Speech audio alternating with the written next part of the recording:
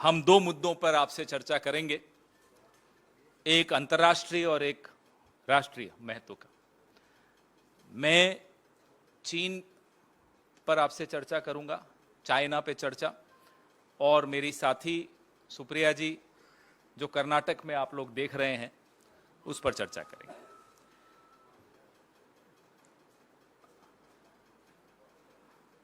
ये प्यार ना होगा कम, जिनपिंग तेरी कसम, ये हमारे मोदी जी की तरफ से एक गाना आज चीन को पेश है।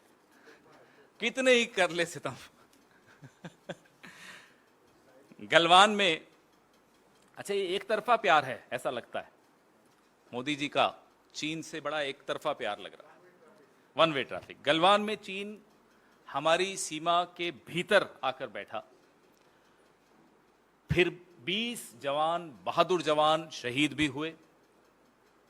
उसके बाद क्लीन चिट प्रधानमंत्री ने दी। उसके बाद जयशंकर जी ने तो नतमस्तक हो गए पूरी तरह से, या वो तो बड़ी इकोनॉमी है, हम तो छोटी इकोनॉमी, हम उनसे कैसे मुकाबला करें।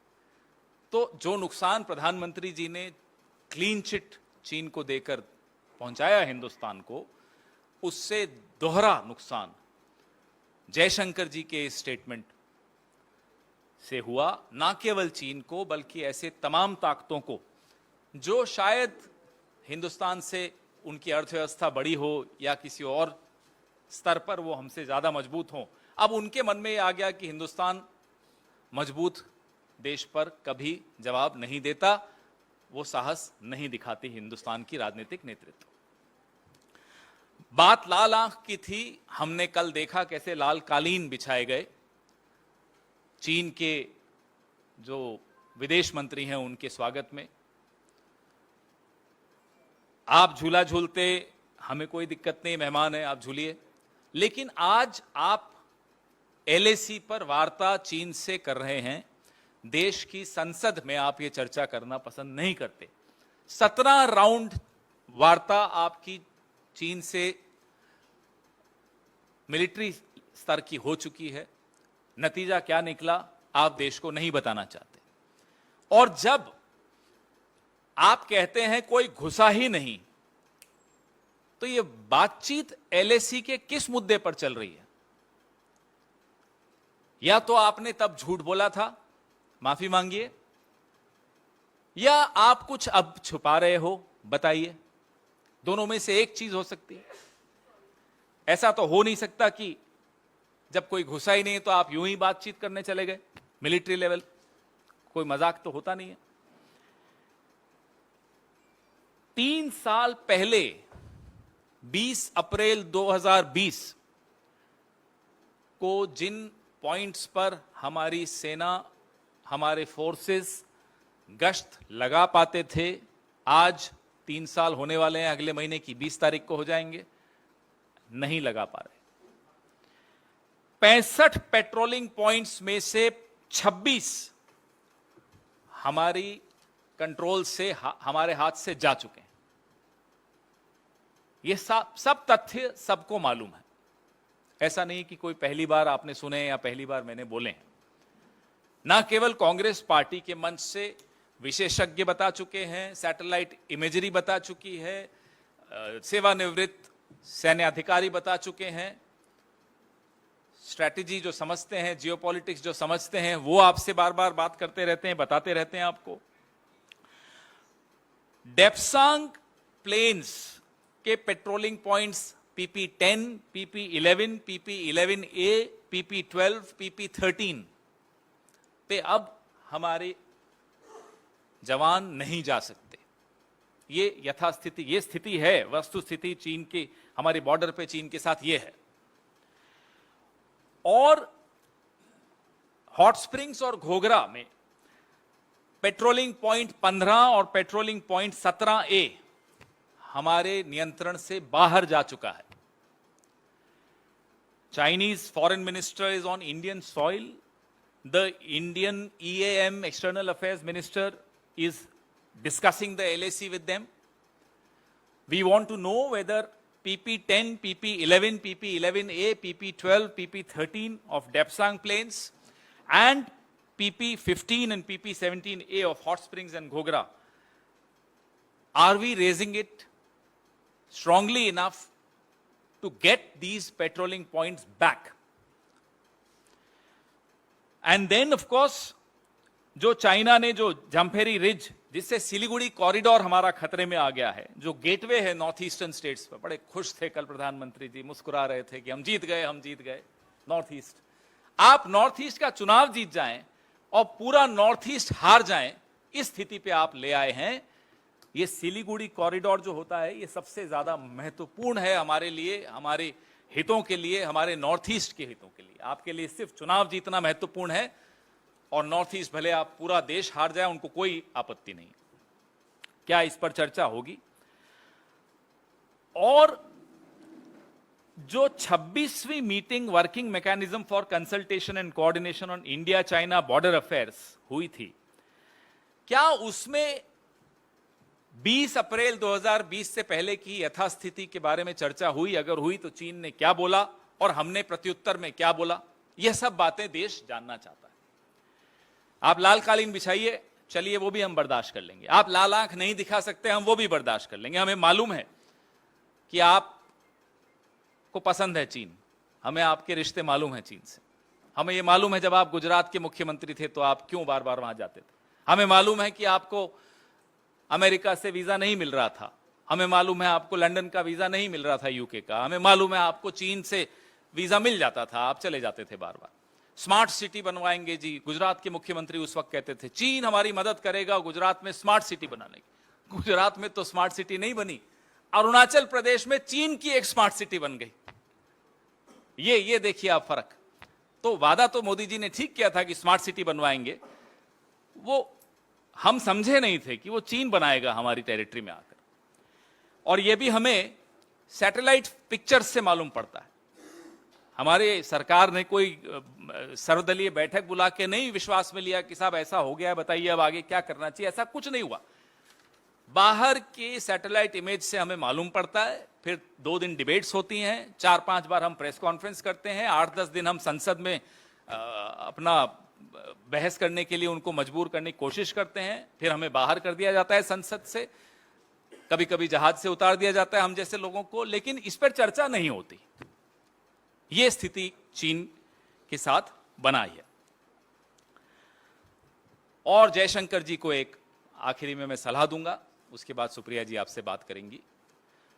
अर्थव्यवस्था छोटी हो सकती है, हमारी सेना का कलेजा बहुत बड़ा है, उसको कम मत आंकिए। हमारी सेना के कलेजे का अपमान मत करिए।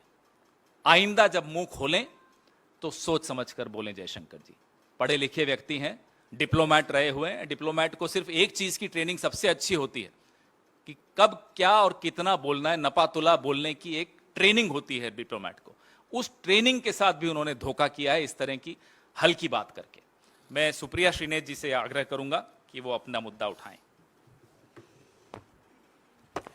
बहुत धन्यवाद आपका पवन जी। आप सब लोगों ने देखा होगा, आज सुबह से आप ही के चैनल चला रहे हैं और पूरे मीडिया और सोशल मीडिया पर है कि कैसे कर्नाटक में एक बड़ा स्कैम फिर से सामने आया है। मुझे नहीं पता आप लोगों में से कितने लोगों ने इस्तेमाल किया है, लेकिन मैसूर का जो सैंडल सोप गोल गोल आता है, बड़ा ही बढ़िया होता है और बहुत सुगंधित होता है। बचपन से मैंने तो बहुत अच्छे से देखा है और देखा है बहुत लोगों को इस्तेमाल करते हुए। आज भाजपा की ये कृपा रही है कर्नाटक में कि उस संदल के साबुन में भी भ्रष्टाचार की दुर्गंध भर दी गई है। और आपको सिलसिलेवार तरीके से बता देते क्या हुआ है और ये कितना भयावह है कर्नाटक के लिए, जहां पर 2 दिन पहले मोदी जी थे, हाथ पकड़ के चल रहे थे येदियुरप्पा जी का। वही येदियुरप्पा जी जिनको करप्शन के चार्जेस पर घर बिठाया गया था, आज हाथ पकड़ के चल रहे हैं। और वही कर्नाटका जहां पर आज गृह मंत्री अमित शाह जी कुछ कांग्रेस के खिलाफ फिर से आग उगलते हुए दिखाई दिए थे। उसी कर्नाटक में भाजपा के एमएलए माडल विरूपाक्षप्पा के लड़के प्रशांत माडल, जो एक्चुअली कर्नाटक एडमिनिस्ट्रेटिव सर्विसेज के अधिकारी हैं, वो 40 लाख की ब्राइब, 40 लाख की घूस लेते हुए रंगे हाथों पकड़े गए। और ये घूस ऐसी वैसी घूस नहीं थी, ये किसी फलाने ने ढिमकाने ने नहीं बताया था। इस घूस के बारे में टिप ऑफ देने वाले भी श्रेयस कश्यप थे, जिनका ये टेंडर था, जो टेंडर के थ्रू आ रहे थे उनसे 81 लाख की डिमांड करी गई थी। ये शायद पहला इंस्टॉलमेंट आया था 40 लाख का। लेकिन बात 40 लाख पे नहीं टिकती है, क्योंकि पिछले 24 घंटे में एमएलए साहब के लड़के, उनके घर, उनके सहयोगियों के यहां से करीब 7 करोड़ 20 लाख रुपए बरामद किए जा चुके हैं अभी तक। ये छोटी मोटी रकम नहीं है। ये टेंडर को लेकर जो हेरा फेरी होती है, जिसको पेसीएम सरकार कहा जाता है, ये उनकी असलियत है। और इस सरकार की असलियत बताना इसलिए जरूरी है क्योंकि हमने इनको 40% कमीशन वाली सरकार कहा तो इनको बड़ी आपत्ति हुई। लेकिन ये हमारे शब्द नहीं थे, ये कर्नाटक की कॉन्ट्रैक्टर एसोसिएशन, जो रिकॉग्नाइज संस्था है कर्नाटक सरकार की, उन्होंने लिखित में प्रधानमंत्री मोदी को यह लिख कर दिया है कि कर्नाटक के हर कॉन्ट्रैक्ट में 40% कमीशन देना पड़ता है। 2 लोगों ने आत्महत्या तक करी है तंग आकर, और आत्महत्या करने वालों में कांग्रेस के कार्यकर्ता नहीं थे। आपको याद होगा संतोष पाटिल जी का नाम, बड़े कमिटेड भाजपा के कार्यकर्ता थे। उन्होंने कुछ काम किया, उनसे भी 40% कमीशन वसूल किया गया। उन्होंने भी प्रधानमंत्री को चिट्ठी लिखी और अंततोगत्वा उन्होंने खुदकुशी कर ली। ईश्वरप्पा जो पीडब्ल्यूडी के मंत्री होते थे, उनको आनन फानन में हटाया गया था, फिर इन्होंने ही क्लीन चिट देकर वापस ईश्वरप्पा जी को मंत्री बना दिया। यह असलियत है सरकार की 40%। और कमीशनों को गिनाने पर आ जाऊं और स्कैमों को गिनाने पर, तो पीएसआई का स्कैम हुआ है, मोलासिस का स्कैम हुआ है, लेबर डिपार्टमेंट का स्कैम हुआ है, तमामों ऐसे स्कैम हुए हैं जिससे कर्नाटक सरकार घिरी हुई है। यह कर्नाटक ही है जहां पर सड़कों पे गड्ढे नहीं है, गड्ढों में सड़क ढूंढनी पड़ रही है इन सारे स्कैमों के चलते। लेकिन वापस अगर इनकी बात करी जाए, जो प्रशांत माडल जी पकड़े गए हैं, उनके पिता अभी भी फरार हैं, विधायक हैं, और विधायक ही नहीं है, वो चेयरपर्सन है Karnataka soap and detergent limited के। और उसी ऑर्गेनाइजेशन ने, उसी संस्था ने टेंडर इनवाइट किए थे, और उन्हीं टेंडरों के लिए 81 लाख की घूस मांगी गई थी, 40 लाख आ गई थी, बाकी दाम और आना था। लेकिन 7 करोड़ 20 लाख रुपए कैश में पकड़ा गया। ये कर्नाटक के लोकायुक्त ने पकड़ा है। इसके बारे में भारतीय जनता पार्टी के सामने सुई टपक सन्नाटा, एक शब्द नहीं बोला जाएगा। जो करप्शन की बड़ी बड़ी बातें करते हैं, ना अडानी का अ बोलते हैं, ना भ्रष्टाचार का ब बोलते हैं, एक शब्द आपको बीजेपी के कार्यकर्ताओं से, बीजेपी के नेताओं से, बददिमाग प्रवक्ताओं से, गृह मंत्री से, प्रधानमंत्री से नहीं सुनाई देगा। अब सुनने में आता है कि भाई येड्डी जी, जिनके खिलाफ तमाम भ्रष्टाचार के चार्जेस हैं, जिनका हाथ पकड़ के अब प्रधानमंत्री चल रहे हैं, वो अब कैंपेन कमेटी के भी चीफ बना दिए जाएंगे। तो जब चुनाव आता है तो भ्रष्टाचार एक तरफ, लेकिन असलियत जो है वो ये बयां कर रही है कि लोगों ने खुदकुशी करी है, लोगों की जान चली गई है, लेकिन कमीशन पे कमीशन खाया जा रहा है। अगर 40% कमीशन 81 लाख रुपए था तो कितने का टेंडर था, ये हम सब लोग कैलकुलेट कर सकते हैं। और टेंडर का पैसा लेने वाले उस डिपार्टमेंट के हेड के सुपुत्र थे।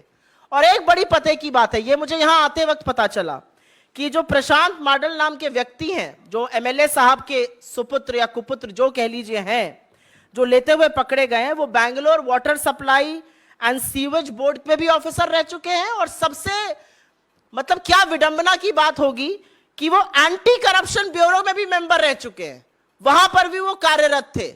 तो anti corruption bureau of Karnataka का ये हाल है कि वहां के अधिकारी, क्योंकि वो एमएलए के लड़के हैं, भ्रष्ट सरकार का एक हिस्सा है, भ्रष्ट सरकार का एक अंग है, वो 40 लाख की घूस लेते हुए रंगे हाथों गिरफ्तार होते हैं। और उनके सहयोगियों से, उनके घर के यहां से 6 करोड़ रुपए अलग से करीब 7 करोड़ 20 लाख रुपए मिलता है।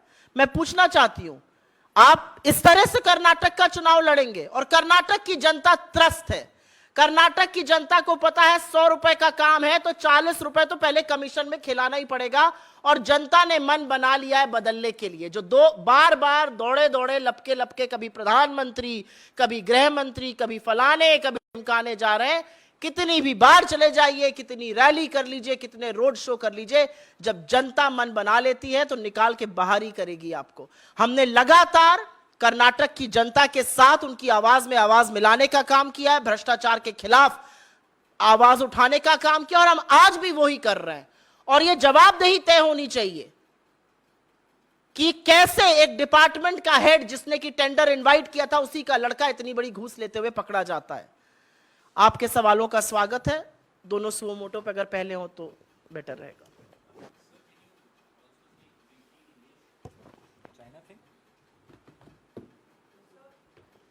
I did actually, but I'll still, yeah.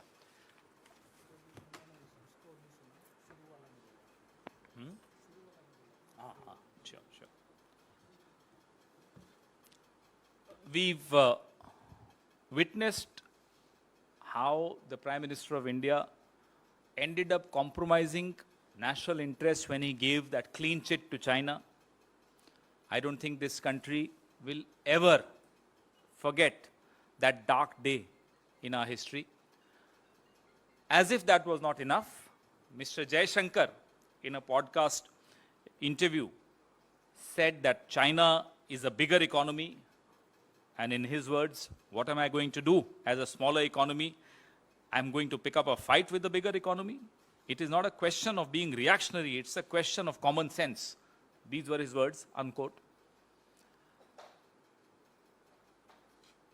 So between the two of them, they have deeply compromised India's interests vis-a-vis China. Now the Chinese foreign minister is on Indian soil. There is a red carpet welcome to him. Instead of showing him red eyes, instead of asking him, when will our territory be restored to us? 26 out of 65 patrolling points are no longer in our control. I hope Mr. Jaishankar, without batting an eyelid, without thinking of the size of the economy, without getting scared, without getting bogged down, is questioning his counterpart about these 26 patrolling points. These patrolling points are in Ghogra Hot Springs, are in Depsang Plains. The status quo ante before the 20th of April 2020 must be restored. There have been 17 rounds of talks, military level talks. And if we were to take our Prime Minister seriously, if nobody entered our territory, what are these talks being held for? Why is Mr. Jaishankar talking to his counterpart on the LAC issue? Yes, you can talk to your counterpart on the LAC issue, but you cannot take the parliament into confidence, because the LAC is an important issue for every single Indian. You cannot take your own country into confidence. You cannot call an all-party meeting. So these are very valid questions which affect every single Indian, and the Congress party will not shy from asking, from demanding answers, because the Prime Minister, even when he was the Chief Minister of Gujarat, showed tremendous love for China. Well, I'm afraid it's a one-sided love, and I hope the Prime Minister realizes that. The exports over the last 1 year have gone up. You say that you banned some apps, but look at the export figures. In my press release, I'm releasing those figures also. So these are the questions that the government of India must answer to the people of India first. And we hope the interests of India will not be compromised anymore by a weak, politically very weak government. Your questions, please.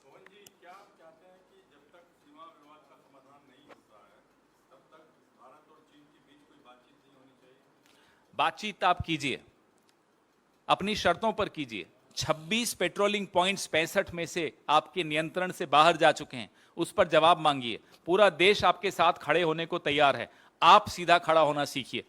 विपक्ष आपका साथ देने को तैयार है, आप लाल आंख दिखाने की हिम्मत जुटाइए। फौज आपकी मजबूत, विपक्ष आपका मजबूती से आपके साथ खड़ा हो। संसद में अगर चर्चा होती तो आप ही को ताकत मिलती। आप चीन को बता सकते थे कि भाई हम पर डोमेस्टिक प्रेशर भी बहुत आ रहा है, इसका हमें जवाब चाहिए। हम स्टेटस को एंटी अप्रैल 2020 से पहले की यथास्थिति पर स्पष्टीकरण चाहते हैं। हम चाहते हैं कि जब चीन से हिंदुस्तान के मंत्री बात करें तो दब कर बात नहीं करें। जो मंत्री पहले ही सार्वजनिक रूप से बयान दे चुका है कि हम तो छोटी इकोनॉमी है, छोटी अर्थव्यवस्था है, हम उनसे कैसे लड़ सकते हैं, वो किस तरह से आंखों में आंखें डाल करके बात कर सकता है? मुझे आप इसका जवाब दीजिए। बात तो तब करिए जब आप किसी की आंखों में आंखें डाल के बात कर सकते हैं, नहीं तो आप बात मत करिए, फिर आप नाकाबिल हैं बात करने की। जाइए 2024 के बाद हम बात करेंगे।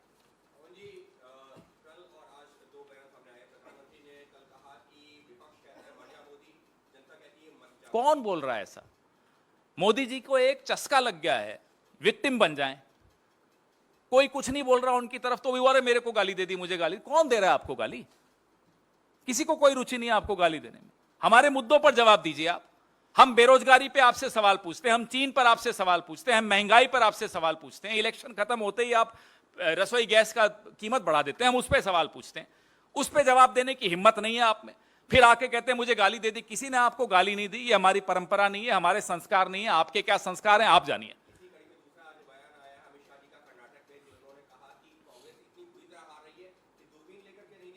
हाँ, देखा था अभी महाराष्ट्र में 33 साल बाद जो सीट हमने जीती, इन्हीं से जीती है हमने।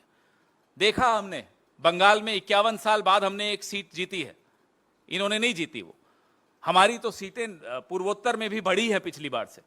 हाँ, हम ये कहीं की ईंट कहीं का रोड़ा नहीं कर पाते हैं। आपके पास धन दौलत ज्यादा है, इलेक्टोरल बॉन्ड सब आप ही के पास जाते हैं। कल तो सुप्रीम कोर्ट ने अच्छा झटका आपको दिया, इलेक्शन कमीशन कैसे अपॉइंट होना है उस पर। तो अब भी अगर आपको अहंकार के घोड़े पे सवार होकर इस तरह की टिप्पणियां करनी है तो करिए।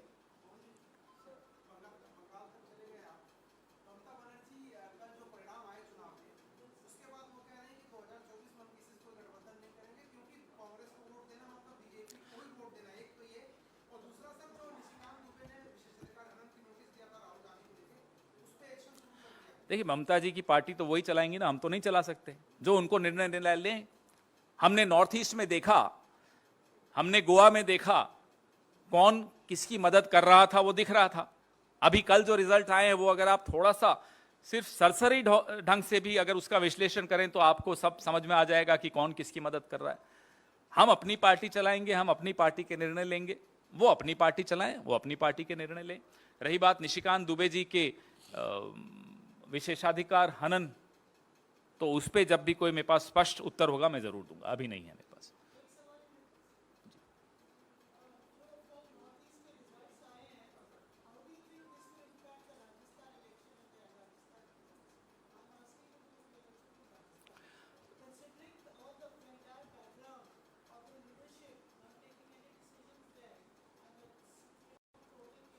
There is no chaos in Rajasthan. Fair enough, I have understood. No, there is no, first of all, there is no chaos in Rajasthan. The chaos is in the minds of people who think there is a chaos. There is definitely no chaos. Our vote share has gone up substantially in the northeastern states, on all the three northeastern states, if you see the results. And I don't see one state affecting the other. We are in a very vibrant, robust democracy, where in 2015, you see what happened in Delhi, Vidhan Sabha election, and you saw what happened in 2014 in the Lok Sabha election on the 7 seats of Delhi. So it's the same city, the same state, 2 different elections within a span of 1 year will show you a different result. So you cannot say that results of Northeast will have any impact on Rajasthan. Absolutely confident. Thank God 23 नहीं पूछ रहे आप।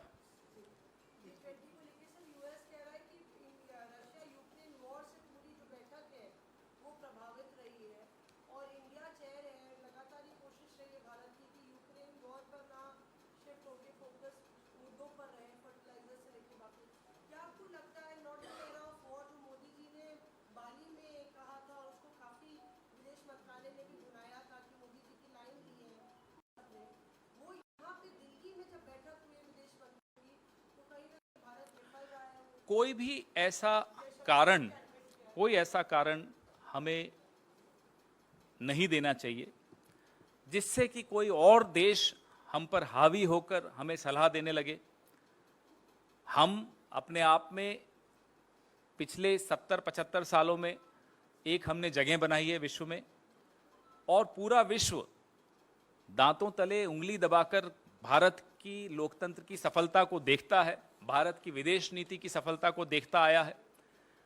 मुझे लगता है कि हमारी सरकारें बदलती रहती हैं, किसी भी सरकार को हमारी विदेश नीति की जो ताकत है उसको न कम आंकना चाहिए न कम करना चाहिए। बशर्ते विदेश नीति का अडानी जी लेना बन जाए। नहीं बोलिए ना प्लीज। बशर्ते आपने विदेश नीति की बात करी, एक सेकेंड, आपने विदेश नीति की बात करी। विदेश नीति एक कारोबारी को लेकर दुनिया भर में घुमाया जाए हवाई जहाज पर और उनको जगह जगह जाके कॉन्ट्रैक्ट दिलाया जाए, विदेश नीति ये नहीं हो सकती है।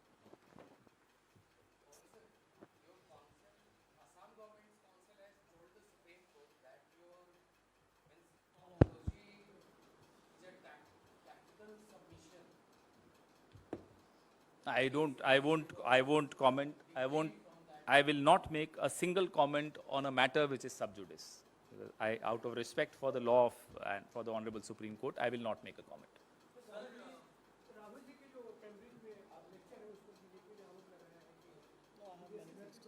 दोनों पहले भारतीय जनता पार्टी को हम सलाह देते हैं कि इस तरह की हरकतें बंद कर दें कि जिसका चर्चा करने से भी शर्म आ जाती है, तो ऐसी हरकतें करना ही बंद कर दें तो हम चर्चा करना बंद कर देंगे। आपको इजराइल की मदद लेकर, जो कि आरोप है आप पर, तो यही है ना कि इजराइल की मदद लेकर आपने विपक्ष के नेताओं, अपने ही कुछ खुद अपने ही नेताओं पर जासूसी की उनके फोन्स के माध्यम से, तब नहीं शर्म आती इनको। उस पर चर्चा हो जाए तो शर्म आ जाती है इनको। ये सोचते हैं कि बीबीसी पर रेड मारेंगे तो इंग्लैंड को पता ही नहीं चलेगा जब तक कि हम उसके बारे में चर्चा नहीं करें। देखिए, we are living in a different era. We are not living in the 17th or 18th century where news travels at the speed of a camel cart or at the speed of a pigeon. Now, if I am talking to you right now, anybody sitting in Papua New Guinea can also hear me out.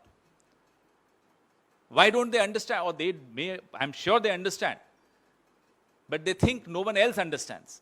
You go on the foreign soil and make fun of the country that people were ashamed of being born as Indians, तब नहीं आपको शर्म आती। आप जिस तरह की गतिविधियों में लिप्त होते हैं, पहले उस पर थोड़ा शर्मा जाइए। हम उस पर चर्चा करना बंद कर देंगे ताकि आपको शर्म नहीं आए। पहले ये गतिविधियां बंद कीजिए। मेरी कुलीग सुप्रिया जी भी इस पर कुछ कहना चाहती। मेरा सिर्फ ये कहना है कि मैंने सुने वो मूर्खतापूर्ण बयान जो आईएनबी मिनिस्टर अनुराग गोलीमारो ठाकुर ने दिए हैं। पहले तो मैं उनको सलाह देती हूं कि कैम्ब्रिज का वो 1 घंटे 1 मिनट का वक्तव्य जरूर सुनिएगा। आपके नयन चक्षु, आपके ज्ञान वृद्धि होगी थोड़ी। दूसरा, मैं ये कहना चाहती हूं कि ये जो आरोप लगाया जा रहा है कि विदेशी सॉइल पर जाकर शंघाई में, टोरंटो में, कैलिफोर्निया में, सियोल में, अबू धाबी में जाकर प्रधानमंत्री ने जो जो वक्तव्य इस देश की घरेलू राजनीति, इस देश के प्रमुख विपक्ष पार्टी के लिए दिए हैं, अगर हम उसके बारे में चर्चा करने लग जाएं तो भाजपा को छुपने की जगह नहीं मिलेगी। और अगर वो राहुल गांधी जी का वो 1 घंटे 1 मिनट का विजिटिंग फेलो एट कैम्ब्रिज जज बिजनेस स्कूल का लेक्चर सुनेंगे तो उनको समझ में आएगा कि उन्होंने डेमोक्रेसी के, लोकतंत्र के बारे में बात करी है। उन्होंने आप जैसे न्यूज़पेपर, आप जैसे न्यूज चैनल्स को अपनी स्लाइड पर उनकी हेडलाइन दिखाते हुए कहा है कि कैसे मीडिया, कैसे विपक्ष, कैसे जुडिशरी को इंटिमिडेट किया जाता है। वो बता रहे हैं कि कैसे लोकतंत्र में इन एजेंसीज का निष्पक्ष रहना और निडर रहना जरूरी है। मुझे तो लगता है वो लोकतंत्र को मजबूत करने की बात कर रहे हैं। आपको उनसे सीखना और समझना चाहिए। जब वो ये कह रहे हैं कि India is an asset at the world stage of democracy, तो वो आपके लोकतंत्र के, हमारे लोकतंत्र की बात कर रहे हैं। आपको तो इसके बारे में खुश होना चाहिए। बजाय खुश होने के आप इधर उधर की बात करते हैं। वो तो ये कह रहे हैं कि हमारी फॉरेन पॉलिसी जो नाम पर आधारित थी, आज तक चल रही है, वो अच्छी है। वो ये कह रहे हैं कि जो दुनिया 2 सुपर पावर्स अमेरिका और चीन की खींचातानी चल रही है, उसमें भारत एक बहुत बड़ा पावर बन के उभर सकता है और उभरेगा। इसके बारे में बजाय ताली बजाने के, सराहना करने के, आपको लगा इस पे पीछे पड़ जाओ। तो जो लोग मंच से खड़े होकर गोली मारो के वक्तव्य देते हैं और फिर राज्य मंत्री से कैबिनेट मंत्री बन जाते हैं, वो इस वक्तव्य का मर्म ही नहीं समझ पाएंगे। तो उनको मैं थोड़ी सी सलाह देती हूं, पूरा वक्तव्य समझिए, सोचिए, अपने बच्चों को भी कुछ समझाने लायक बनिएगा।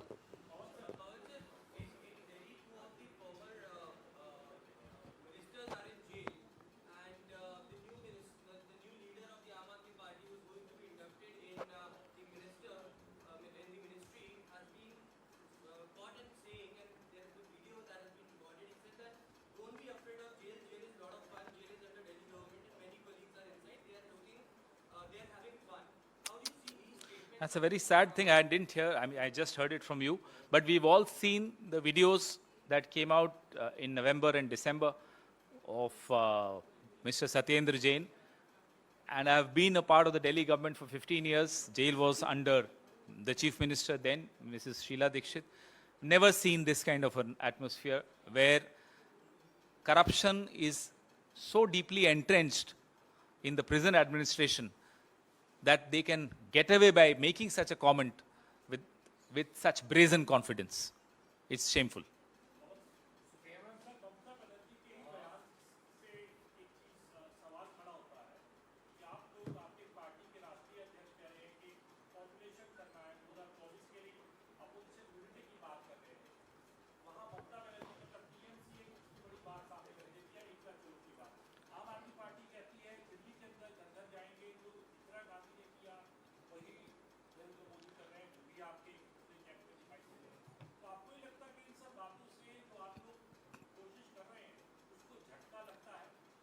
झटके वाली बात आप क्यों कर रहे हैं जब हमारे दो शब्द बड़े स्पष्ट हैं, लाइक माइंडेड, समान विचारधारा के दल।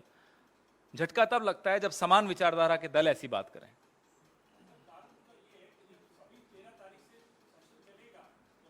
मैंने जवाब दे दिया, समान विचारधारा के दल अगर ये हैं तब झटका लगेगा।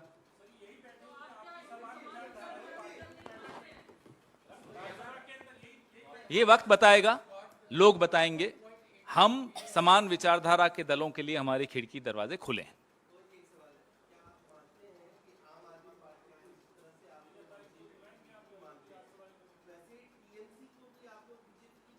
मैंने कुछ कहा नहीं, समान विचारधारा की बात करेंगे, उस पर कोई समझौता नहीं होगा।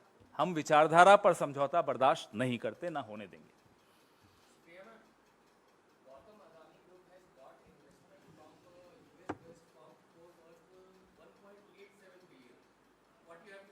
No, I think they've denied this report. You're wrong there. They've denied the report on baseless speculation. ये मार्केट में चल रही थी खबर और कुछ स्टॉक मैनिपुलेशन कल भी हो रहा था, उस ग्रुप ने स्टेटमेंट लगा के डिनाई किया इस रिपोर्ट को। आपको हिंदी में और इंग्लिश में दोनों में बोलना है, बिकॉज़ सब जगह चल रहा है। ये जो एक रिपोर्ट आ रही है कि बड़ा इन्वेस्टमेंट आ रहा है अडानी ग्रुप में और ये मार्केट के पंटर्स चला रहे हैं और स्टॉक मैनिपुलेशन की कोशिश करी जा रही थी, जहां तक मेरी जानकारी है अडानी ग्रुप ने कैटेगोरिकली इसको डिनाई किया है और कहा है कि ये बेसलेस स्पेक्यूलेशन है मार्केट में। तो मुझे लगता है कि जब तक इसकी पुष्टि स्वयं अडानी ग्रुप ना करे, इधर उधर करना इसके बारे में गलत होगा, क्योंकि ये स्टॉक मैनिपुलेशन की ओर जाता है, ये इनसाइडर ट्रेडिंग तक भी जा सकती है बात, जो एक क्रिमिनल ऑफेंस है इस देश के कानून के आधार पर।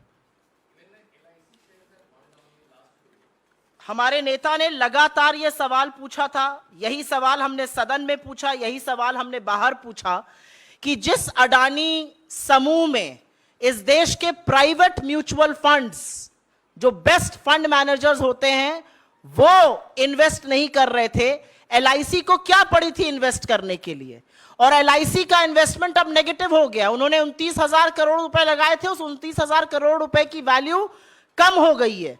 मतलब एलआईसी ने जिन 30 करोड़ पॉलिसी धारकों का पैसा इसमें लगाया था, वो पैसा डूब गया है। 80,000 करोड़ रुपए कम हुए एलआईसी की मार्केट वैल्यू में। तब से एलआईसी का शेयर एक साल में सबसे निचले स्तर पर चल रहा है। और सबसे बड़ी बात यह है कि एलआईसी ने अडानी समूह के इन शेयरों को खरीदने के लिए और ऊंचे दाम पर खरीदने के लिए भारत के महारत्न और नवरत्न कंपनी जैसे एनटीपीसी और पावर ग्रिड जैसे स्टॉक्स को बेचकर खरीदा गया है।